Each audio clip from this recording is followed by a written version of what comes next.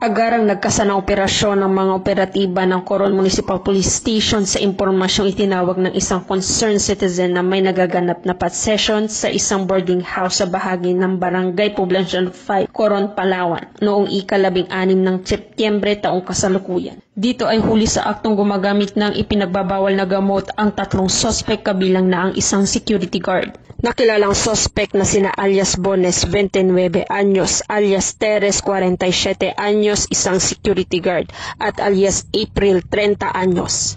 Na-recover sa pangangalaga ng mga sospek ang nasa 3 gramo ng pinaghilaang shabu, gayon din ang ilang illegal drug paraphernalia, airsoft handgun na mayroong magazine at iba pa. Napag-alaman naman ang 2 lalaki ay dating naaresto sa kasong may kaugnay sa illegal na droga, habang si April ay kabilang naman sa listahan ng high-value individual sa munisipyo. Maharap ang mga naarestong sospek sa kasong paglabag sa Republic Act 9165 o Comprehensive Dangerous Drug Act of 2002.